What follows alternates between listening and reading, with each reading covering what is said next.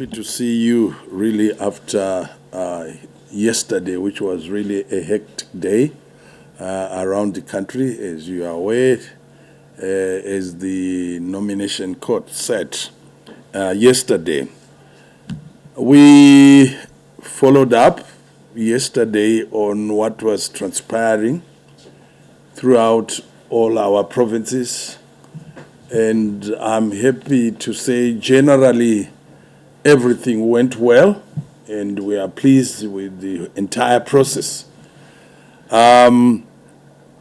We didn't have any challenges as regards our candidates for the National Assembly throughout all our 10 provinces. We didn't have any challenges regarding our senatorial candidates, the women's quota candidates, the youth quota candidates, as well as the candidates for the local authorities. We, as you are aware,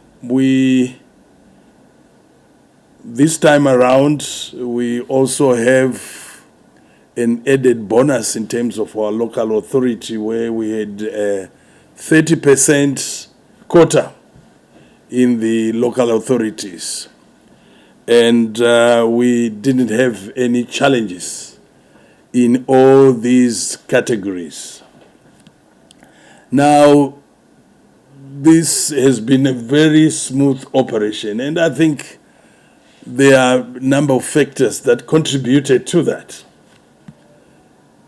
There was a lot of excitement after the primaries. As you know, for the first time in our party, we opened up.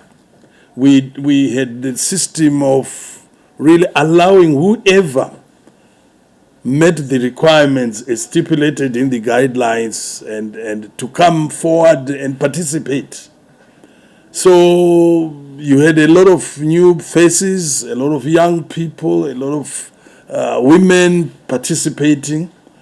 And obviously, after the primary elections, you get everyone very excited and really more of, they were very keen to ensure that they get to the elections come the 23rd of August. So I think a lot of our people made sure that they prepared themselves, that their papers were in order, and that they meet all the requirements as stated in the regulations. But I think credit should be given to our provinces, our provincial structures, and particularly our chairpersons, our PCs, and everyone at provincial level. I think they made a lot of effort to ensure that there was a lot of, the preparation was thorough, that all the papers were in order, and that our people had the preparation to make sure that we succeed in filing their nomination. But also, probably, credit should also be given to the organizers, because I think everything went smoothly, and everything was done in order. And by 4 o'clock yesterday, we had reports coming in, and that in most of our provinces, everything went smoothly. So I just want to thank everybody involved, our candidates, our leadership in the party, the organizers of the whole process, that everything went well, and we are now good to go. So it also, I think, the nomination courts having been taken place yesterday, I think our launch of our campaign comes in handy. We are launching the Zanu PF campaign this coming Saturday, and that will be held in Manicaland, at Mutema Secondary School, which is in Chipangai area. And the people whom we expect to come from there, to come to this very important occasions, is basically all our candidates. Our House of Assembly candidates, senatorial candidates, our candidates for the women's quota, youth quota, local authority quota. We are also inviting not just the winning candidates, but also the losing candidates. And obviously, we are also having the leadership in terms of members of the province, central committee members, the members of the NCA, our Politburo members. So it's a big occasion for us. It will be an opportunity for all the candidates to be at that function so that they listen to the president and first secretary of our party, Comrade Dr. Edim Nangagwa, giving this campaign the trust that he would want to carry through the campaign period. And once he does that, we will now be going full throttle to make sure that we campaign for the president, we campaign for the party. And this time around, our focus is on the team which comprises the president, the member or House of Assembly member, and also our representative in the local authority. And that is the team that we are campaigning for. And after this launch, our teams will be on the ground, and I think everybody is excited that after the launch, we go full swing, so that come the 23rd of August, we achieve what we've been aiming at, to score these 5 million plus votes for the president, and also 80% of the other categories in the House of Assembly and local authority. So I'm excited that the process yesterday went through and that all our plans are now in place. And I'm advised that we now have 53 uncontested positions in our councils. So already in the bag, we are so happy, and congratulations to these 53 members who are now right through without running a big race. And so this is very pleasing. 53 uncontested seats in the local authority. MPs, I still have to get information on that, but I would like to believe that my reports from some of our provinces were that most of the seats were contested. But as I said, we're still getting information coming through, but we are now definite about the 53 wards which have been uncontested. Probably to answer you, one has to go back to the history of our party.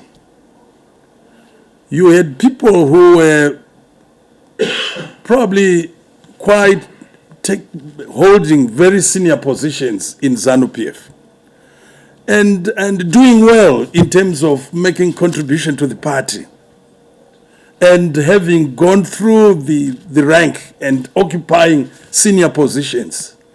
And one by one, when they felt that probably they were big enough to go right to the top, some of them then left the party, started their own parties, and contested. But history has it that one after the other, they fell flat on the ground. And that has been the history. I don't have to mention names, you know them, but this is the history. You go out of Zanu PF, and that's the end of you. It's very cold out there. You might have the support when you are within Zanu PF. But when you go out of Zanu PF, that support disappears, because it's Zanu PF which is strong. It's Zanu PF which is popular, not an individual. And I think that is the fate that will also befall the colleague that you make mention of. Manicaland, as you know, is a very, there's a lot of history when it comes to Manicaland. As you know, it's the province that has been very close to where we were waging the war from, in terms of its proximity to Mozambique. A lot of participation from comrades from that area, and they witnessed the ravages of the war, and a lot of people in that area really went through quite a lot in terms of the experience of the war. But more significantly is that when you go the history again, you find the likes of our national hero, Comrade Ndabaningi Stole, comes from Chipinge. And he was a founding father of Zanu, and played a pivotal role in terms of the persecution of our struggle for our independence.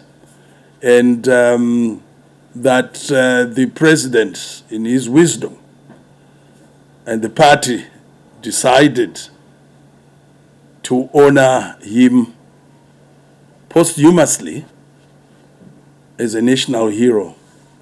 I think it's befitting that having the launch in Chipinge is more of icing on the cake. The icing of the cake, because so much has been said, and I think only some few weeks ago we had a ceremony in Chipinge again, and it was felt that it's befitting really to have our launch in Chipinge, in Manicaland.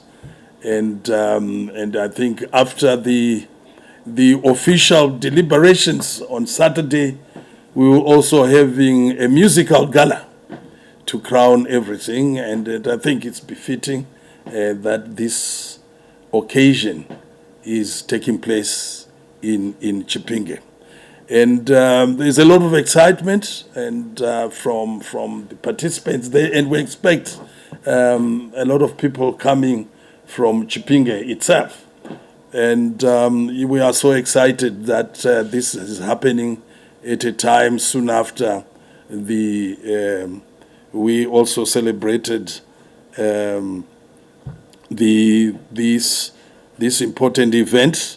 And I think it was I can't remember, but I think it was just a couple of weeks ago when we had an occasion to visit the family, to visit the relatives, and to convey the message that the party has decided, the president and the party decided to give the Musharukwa Ndabaningi Stole this honor as a national hero.